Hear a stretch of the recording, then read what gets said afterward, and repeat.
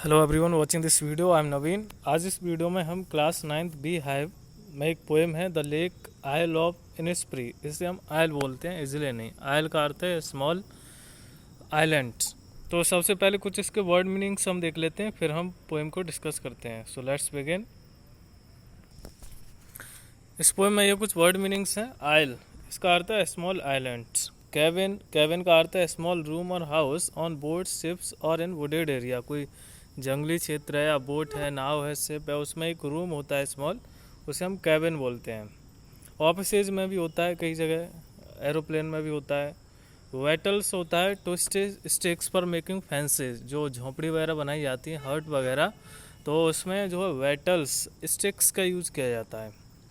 Been, been होता है edible seeds, जिसे हम सेम बोलते हैं, जिन्हें खाने के लिए यूज़ किया जाता है। ग्लेड का अर्थ होता है an area of land with few और नो ट्रीज, एक ऐसी जगह है जहाँ पर बहुत ही कम पेड़ हैं या फिर पेड़ हैं ही नहीं, एक जंगली क्षेत्र में, एक फॉरेस्ट एरिया। एक ग्लैड होता है, GLAD होता है वो, उसका अर्थ है हैप्पी, लेकिन ये GLDE है, दोनों में थोड़ा सा डिफरेंस है।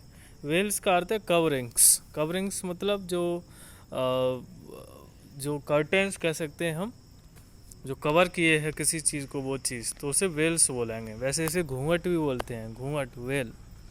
लिनेट होता है small bird found in Mexico and US। Lynette एक पक्षी होता है जो मैक्सिको या US में पाया जाता है, सुंदर होता है, छोटा होता है। लैपिंग का अर्थ होता है फ्लोइंग अगेंस्ट, अर्थात जो है किसी से टकराना, ठीक है, जो पानी है टकराते हुए, किनारे से टकराते हुए फ्लो करता है, तो वो क्या कर रहा है, लैप कर रहा है।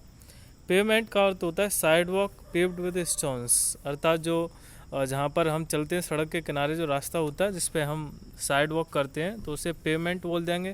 और जो खड़ंजा होता है गलियों में, स्ट्रीट होती हैं, तो उन्हें भी पेमेंट बोलते हैं, जो पत्थरों से पेव हो रही होती हैं, है ना, बनी होती हैं। कोर का अर्थ है सेंटर, किसी का जो सेंटर है उसे आप कोर भी बोल सकते हैं। तो इसमें पोएम में वर्ड मिलेगा core, the core of my heart, मतलब हार्ट के सेंटर में। तो अब हम पोएम को डिस्कस करते हैं। Let's begin. The lake isle of Innisfree, इसमें स्पेशली बताया गया है, जो पोइट है इसका विलियम बटलर ईट्स, इसे शॉर्ट में WV ईट्स भी बोल देते हैं।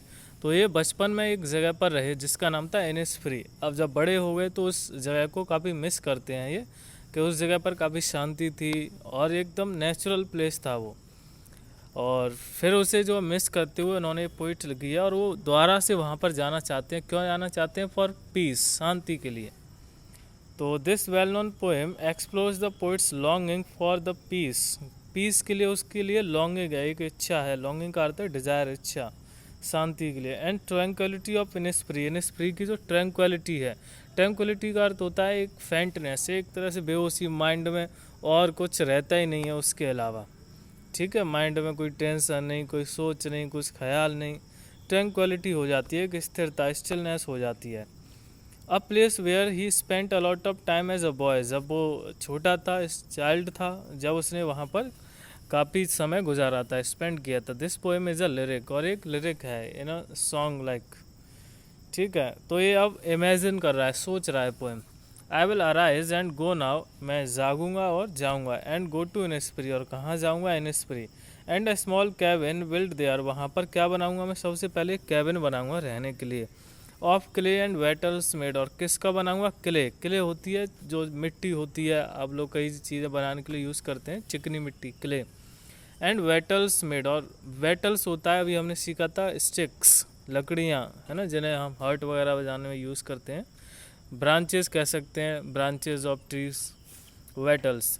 9 bean rows will I have there, और वहाँ पर 9 बीन रोज बनाएगा, है ना, रोज होता है क्यारियाँ, है ना, तो जो बीन की जो सेम है उसकी 9 रोज बनाएगा, क्यारियाँ बनाएगा।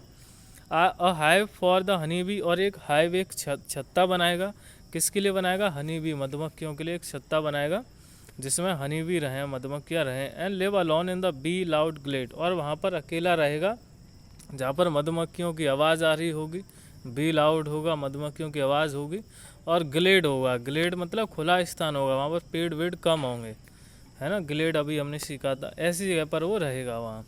And I shall have some peace there, और वो कह रहा है कि मुझे वहाँ पर कुछ शांति मिलेगी, कुछ पीस मिलेगी। For peace comes dropping slow, क्योंकि जो पीस है वो धीमे धीमे आती है, peace comes dropping slow, dropping from the veils of the morning to where the cricket sings. और कहाँ से शुरू होती है? सुबह से, फ्रॉम मॉर्निंग। जो सुबह की कवरिंग्स है, वेल्स है, जैसे सुबह को कवर कर लिया जाता है, फिर धीमे धीमे जो है एक ड्रॉपिंग स्लो जो है, जो पीस है, शांति है, वो धीमे धीमे जैसे शाम होगी फिर रात होगी, तो क्रिकेट है ना, जो झींगुर होते हैं, क्रिकेट जो झींगुर होते हैं, इंसेक्ट्स, वो आवाज़ करते हैं। तो वो आवाज़ करते हैं तो इसका मतलब ये समझ लेना कि काफ़ी शांति है जब उनकी आवाज़ हमें सुनाई दे रही है, नहीं तो सुनाई भी नहीं देती है ना। तो धीमे धीमे पीस वहाँ पर आती है। There midnight's is all a glimmer, और वहाँ जो मिडनाइट्स होगी जो इनिस्प्री में, वो कैसी होगी? एक शाइनिंग, एक चमकदार होगी एकदम, चारों तरफ क्या होगा? एक ग्लो होगा, एक चमक होगी मिडनाइट, आधी रात में भी। And Noon a purple glow, और जो दोपहर का समय होगा वहाँ का, वो कैसा है? एक पर्पल ग्लो, एक ग्लो है, एक चमक है, वो भी कैसे कलर की? पर्पल कलर की, बैंगनी कलर होता है शायद। And evenings full of the linnet's wings, और जो शाम का समय वहाँ पर जो होता है वो कैसा होता है? लिनेट्स विंग्स, जो लिनेट छोटी चिड़ियाँ, उनके पंखों से भरे आता है, अतः बहुत सारी छोटी चिड़ियाँ वहाँ पर इकट्ठी हो जाती हैं। I will arise and go now for always night and day, और वो कह रहा है मैं वहाँ पर अब जाऊँगा, और वो भी हमेशा हमेशा के लिए, नाइट एंड डे, दिन में भी और रात में भी वहीं रहूँगा, है ना, हमेशा हमेशा के लिए वहाँ पर जाऊँगा। I hear the lake water lapping with low sounds by the shore, और वो कह रहा है कि मैं वहाँ पर जो है क्या सुनूंगा? जो लेक वाटर है, जो झील का पानी है, वो लेप कर रहा है, वो टकरा रहा है, किससे? शोर से, किनारे से। जो शोर है किनारे से वो टकराएगा तो उसकी आवाज़ उसे सुनाई देगी, उसे वो सुनेगा, उसे वो एंजॉय करेगा। While I stand on the road वे, और इस आवाज़ को वो कब सुनेगा? जब वो रोड वे पर, और जो वहाँ का जो पेमेंट होगा या रोड वे होगा, साइड वॉक होगा, वो वहाँ पर खड़ा होगा और उस आवाज़ को सुनेगा। और कहाँ सुनेगा? I hear it in the deep heart's core, जो हर्ट है उसका, उसके जो है सेंटर में, कोर में, उसको, उस आवाज़ को वो सुनेगा। और उसे वो आवाज़ अब भी सुनाई देती है, क्योंकि पहले उसने ऑलरेडी सुनी है ये आवाज़, तो अब भी उसको ये आवाज़ सुनाई देती है, ऐसा उसे फील होता है। ठीक है, तो ये पोएम रही, हमने इसमें डिस्कस किया कि जो पोइट है वो कहाँ जाना चाहता है? इनिस्प्री। तो सबसे पहले वहाँ एक कैबिन बनाएगा क्ले और वेटल्स का, है ना, एक जो है 9 बीन रोज़ बनाएगा, एक हाइव बनाएगा हनी बी के लिए, है ना। और वहाँ जो साउंड है, जो पीस है, शांति है, वो कैसे आती है? ड्रॉपिंग स्लो, धीमे धीमे आती है ना। और जो मिडनाइट का समय होता है वो कैसा है? फुल ऑफ ग्लमर, है ना, एक चमकदार रहता है। नून का समय होता है वो होता है पर्पल ग्लो, जो ग्लो होती है नून में भी, वो भी कैसे कलर में? पर्पल कलर में, है ना। और शाम को, इवनिंग में, जो लिनेट वर्ड्स हैं वो वहाँ पर कलेक्ट हो जाते हैं, है ना। और उसे क्या सुनाई देता है? क्या हियर करता है वो? लैपिंग वाटर, जो पानी है वो शोर से, किनारे से टकरा रहा है, तो उसकी साउंड उसे सुनाई देती है। कहाँ सुनाई देती है? इन हर्ट्स कोर, उसके हर्ट के सेंटर में। ठीक है, तो इससे थोड़ा सा ये भी ये सजेस्ट करना चाहता है कि जो पीस है, वो शांति है, जो हमें कहाँ मिल सकती है? सिर्फ नेचुरल प्लेस पर, है ना। जो नेचुरल प्लेस है वहाँ पर ही हमें पीस, शांति मिल सकती है। ऐसा नहीं कि होटल्स में एसी वगैरह में कहीं जाके बैठ जाओ तो वो आर्टिफिशियल पीस है, ठीक है। लेकिन आप कहीं नेचुरल जगह पर जाओगे, वहाँ पानी फ्लो हो रहा है ना, और पेड़ भी हैं, पक्षी भी हैं, और भी नेचुरल चीज़ें हैं, तो वहाँ आपको जो रियल पीस है वो आपको फील होगी, है ना। तो जो पोइट है वो थोड़ा सा जो नेचर से जॉइन, कनेक्ट होने के लिए ह्यूमंस को सजेस्ट कर रहा है।